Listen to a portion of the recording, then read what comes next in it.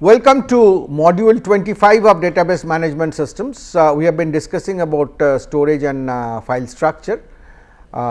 In the last module, we have talked about different storage options, and in this one we will talk about the organization of database files, what should be the typical structure to store the records in the files, and how the overall database which manage itself, we will talk about those issues. So, the file organization. So, if you look at a database, what is a database? It has a collection of relations. So, it is a collection of files. Every relation is a file. Now, what is a file? A file is a sequence of records. And what is a record? It is a sequence of fields. So, this is the hierarchy that exists, and this will have to be kept in mind when we design the organization of how we keep this data. Now, one starting approach could be, we can assume that all records are of fixed size, which makes life easier, and each file has records of only one type, again a simplifying assumption, and different files are used for different relations. So, this is the easiest case to implement. So, we will start with that. So, this is what we have. We store these are fixed size records.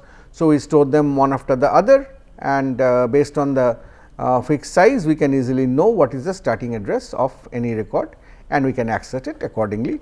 Now, if a record is deleted, then there are several things that I can do. So, these are different alternatives. That is, if I delete record I, then so if we delete any record, then we can actually move the records, so that we consume that space, or we can take the last record and move it there, or we can simply do not do any move, but use some additional pointers to denote that these records have become free, rather give it to a free list. So, these are the three main strategies. So, here we are showing the first one, the record 3 has been removed. So, all records have moved up.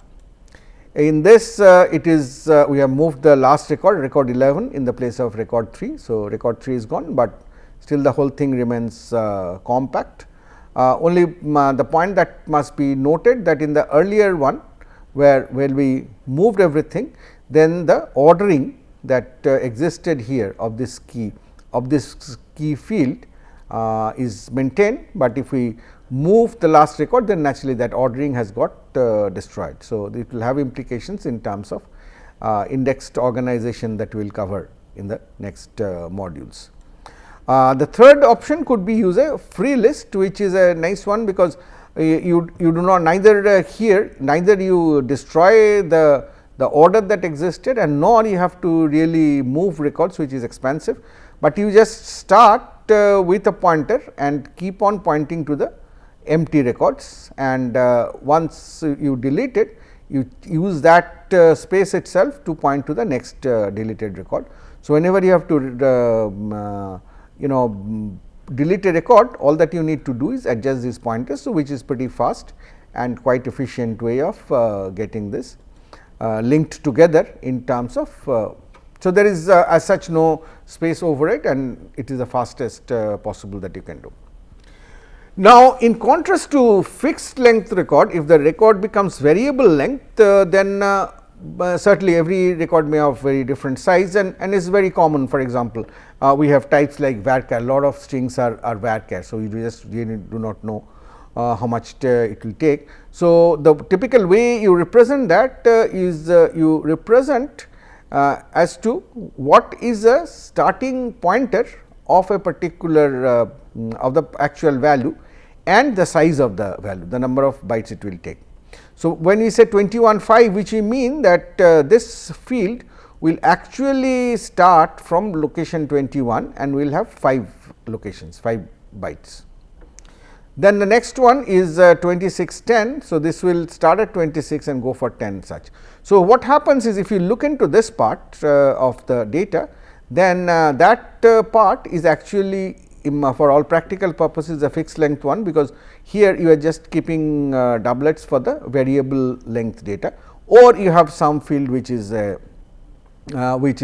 fixed length data anyway, or you have a null which is stored in 1 byte, and then you have all the variable stuff at one end. So, you can actually make part of this a fixed length by using this kind of encoding.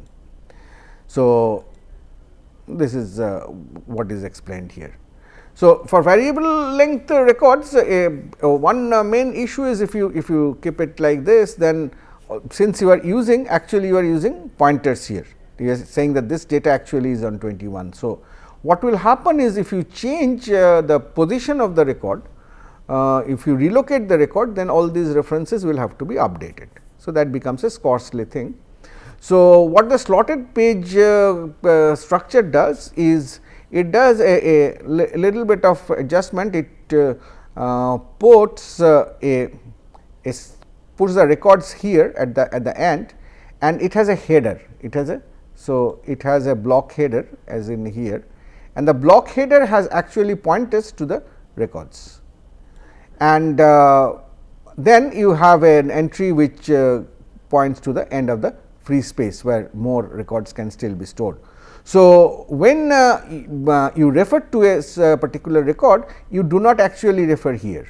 So, you do not refer here, but you refer here.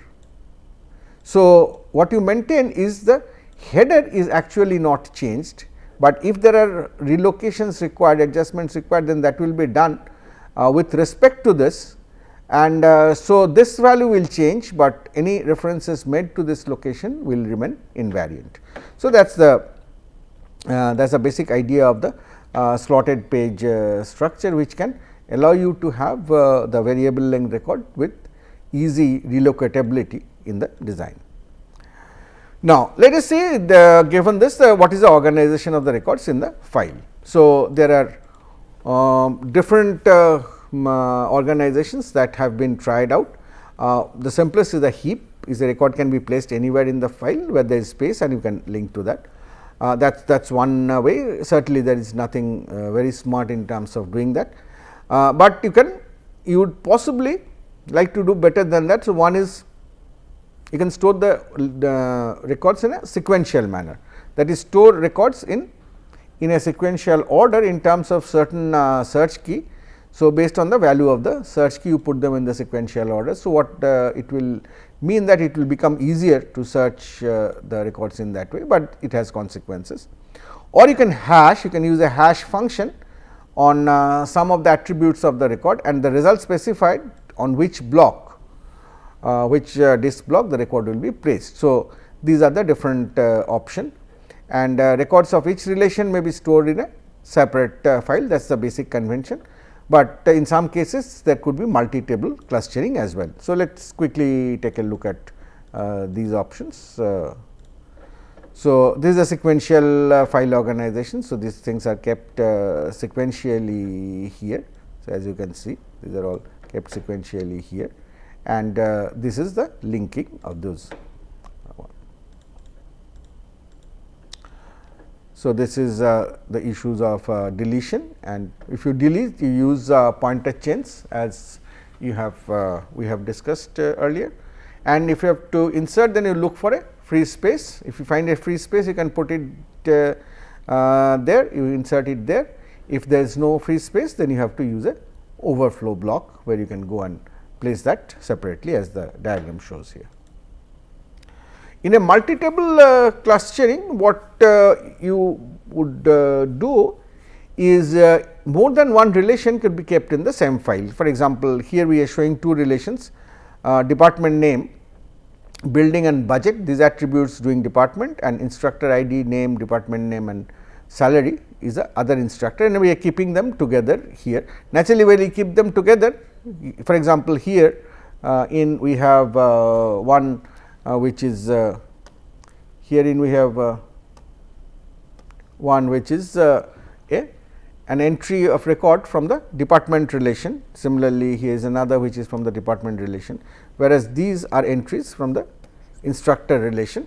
Please note that since we are doing it multi-table with the department, we do not need to keep this information in as a part of the record, but what we mean is if there is a computer science entry here, then all those records which follow this computer science entry are actually instructors in the computer science, till I actually come across another department's entry where which will be followed by instructors for that department. So, that is a basic multi-table convention that is to be followed here.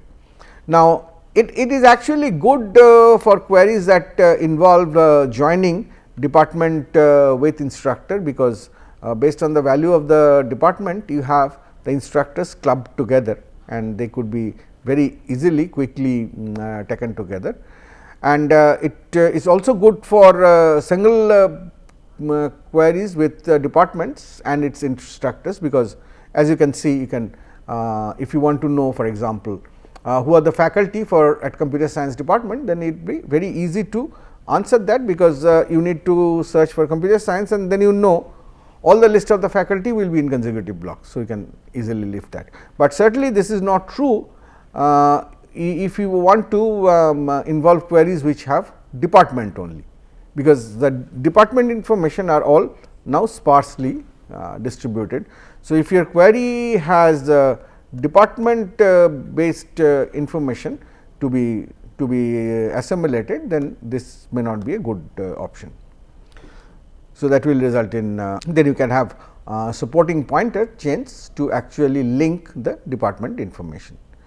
So, this is one kind of design that you have. Okay. Now, think about so the whole. So, we have so far talked about the relations and relations going to either single files or multi-table relations, multi-table file where multiple relations are on the same file. Now, if you look at the database as a whole, so what is a database? The database as a whole has a whole lot of tables, and so far we have just been focused on the fact that tables, we know the tables, we know their attributes and the data resides inside. But if you think in terms of the database, then somewhere we will need to remember that what are my tables, what are my relations. For a given relation, I need to know what are the attributes that the relation has, what is the length, type of these attributes. I need to remember what are the views that I have created on the database, the constraints that exist. So, all of these information which you can say is database's own metadata information needs to be also maintained, and what is done is that also is maintained as a database within the database system, and such a metadata system is usually known as the name of data dictionary or system catalog. So, it has informations like this. So, you put them again, you create the schema design based on all this metadata information that you need. Also, you can have you will need to maintain information for users, accounts, passwords and so on. Then you may have statistical information where you would like to, we will see the use of statistical information when we talk about indexing in the following week. You will see that you need to know what is the how frequently the different queries are fired, what are the number of tuples in each relation and so on. You may also need to have information in terms of what has been your choices in terms of the physical locations of file, the storage options and so on, the index files. So, here is a sample one. So, what if you look into, so you can again see a number of schema. So, this is saying that this is the relational metadata schema, which is talking about what is the different relations. So, every record here is not keeping the data of your application, but it is keeping the information that here you have these different relations. For example, couple of modules back we are talking about the library information system. So, in the library information system we had different we designed different relations, the book issue, the book catalog, the book copies and so on. So, those relation names and the how many attributes they have, how will you organize the storage, where is that storage, will go to this particular table. Then depending on the kind of index that you are creating, we have still not discussed about index, we will do subsequently, but those index information can be preserved. The view information, we can have attribute metadata. So, it says for the relation name, what is the attribute name and what is the type of that attribute. So, if the relation name is say book catalog, then the attribute name is title, then what is the domain type. So, you will say this is a varchar, then the position of that attribute, the length if it is given, the user metadata, all of these are typical things that will go into this system catalog or the data dictionary that we will require.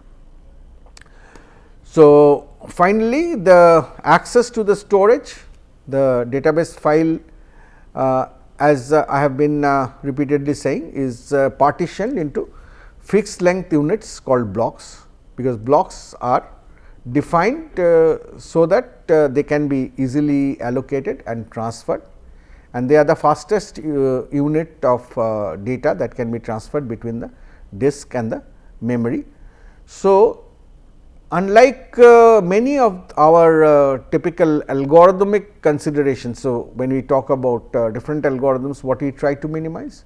We try to minimize certain expensive operations in the CPU, say the comparison operation or the assignment or maybe the memory read operation. But in terms of database systems, block is a basic unit of data transfer, and the data transfer to and from the disk is the most time taking factor, it takes much larger time compared to any in memory operation that we do. So, this kind of becomes the primary unit of cost that we want to minimize. So, normally we will see that as we talk about indexing and other different kinds of mechanisms, our primary target is to minimize the number of block transfers. So, certainly we can do that by can reduce the number of disk access by keeping as many blocks as possible in the main memory.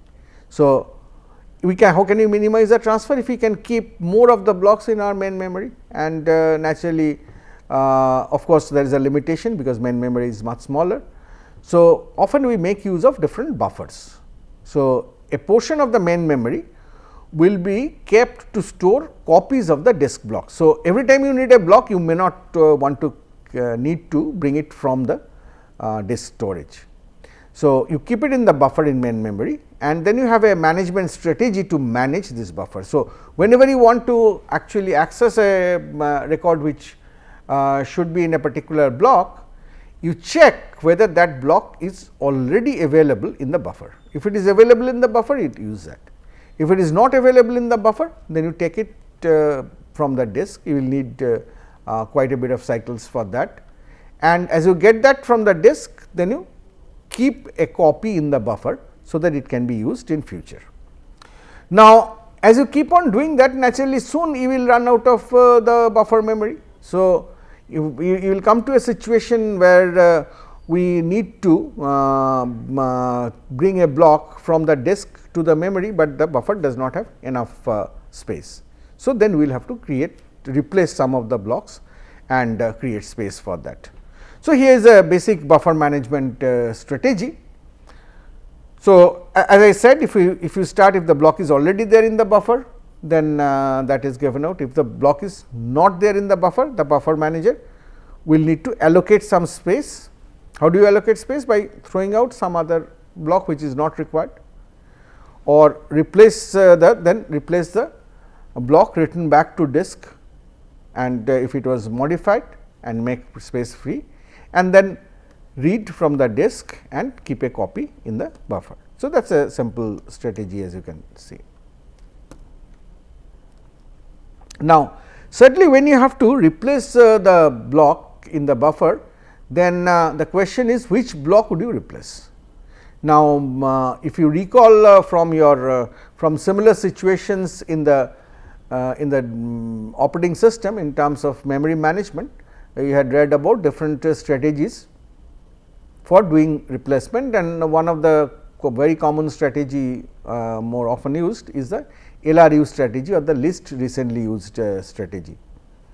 So, the idea of behind LRU is use the past pattern of block references as to predict the future. So, least recently used is if this is not been used in the recent past, so it has less likelihood of being used in the future. Now, the queries, now here we are trying to do the similar thing in terms of queries. So, they have a well defined access pattern, and database system can make use of that. And as it turns out, LRU can be a bad strategy. For example, often you are doing computations in terms of such nested loops. So, you have for each tuple you do this. So, you are basically trying to do a join. So, you have two relations and you are trying to do a join. So, when you do this, when you are going through the inner loop, there will be lot of transfers that will happen, and the original block where you had been holding this is here, and you are not accessing that for quite some time. So, while you are doing this, if this block which was holding R at that time, if that turns out to be LRU, then you will throw it away. But with that, when you complete this loop and come back here, you will again have to read it from the disk. So, this is not LRU for such nested computation may not be a good strategy. So, maybe some kind of mixed strategy would work better. So, there are several that are used in terms of buffer replacement. One is called pinned block, where you mark a certain memory block which is not allowed to be written back to the disk, it has to stay in the buffer. Or a toss immediate strategy is quite often used. So, it frees the space occupied by a block as soon as the final tuple has been written. So, it is a toss immediate. So, as soon as you are done, you just throw it out, you are done with it. So, you write it back. Another which is commonly used is most recently used. The if whenever the block is currently being processed, then the system will kind of keep a marker, a pin, so that it is not removed, but after the final tuple has been processed, the block will be unpinned, and then it becomes a most recently used block, and you can go with defining the most recently used block and having the strategy. You can certainly use different kinds of statistical information, and in summary, so on this we have talked about the basic organization of database files, starting from the fixed record to variable record